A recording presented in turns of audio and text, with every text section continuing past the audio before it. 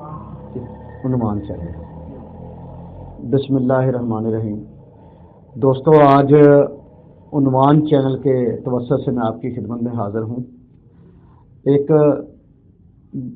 اس کا مقصد یہ ہے کہ ہم آپ کو ادبی، شاعری، تحریریں، ادیب، ادب، مصنف اور ایسی بہت سی تصانیف ہم آپ کی خدمت میں پیش کیا کریں گے جو امید ہے کہ آپ کے ادبی ذوق کی اہم تسکین کے مطابق ہوگی۔ تو چند الفاظ، میں شاعر نہیں ہوں، نثر نگار ہوں، لیکن ٹوٹے پھوٹے الفاظ میں کچھ کہنا چاہتا ہوں۔ امید ہے کہ آپ کے بلند معیار پہ پورا اتریں گے۔ دوسری بات یہ کہ جب آپ اس چینل کو دیکھیں گے یا میری آواز آپ تک پہنچ رہی ہے، اس چینل کو آپ لائک کریں، شیئر کریں، سبسکرائب کریں، کیونکہ ہم آپ کی محبتوں کے مقروض رہیں گے، ہم آپ کی محبتوں کے ممنون ہیں، کیونکہ آپ کا جو ایک سبسکرائب ہے، ایک لائک ہے، ایک شیئر ہے، وہ ہمارے لیے ایک آکسیجن کا کام کرے گا۔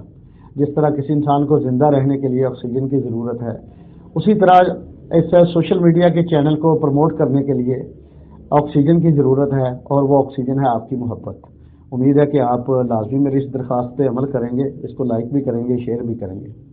تو حقیر سے الفاظ میں چند الفاظ ہیں میرے پاس۔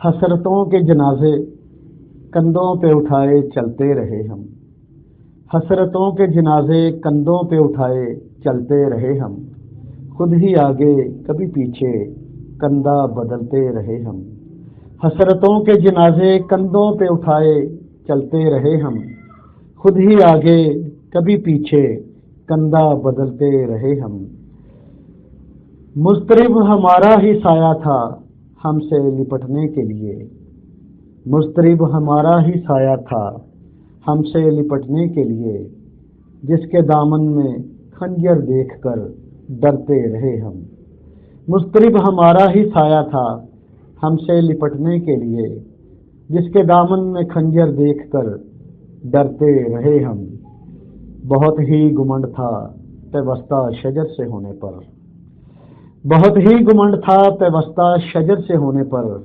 بہت برسا ابر لیکن ایک بوند کو ترستے رہے ہم، بہت ہی گمنڈ تھا پیوستہ شجر سے ہونے پر، بہت برسا ابر لیکن ایک بوند کو ترستے رہے ہم، حسرتوں کے جنازے کندھوں پہ اٹھائے چلتے رہے ہم۔ بہت شکریہ۔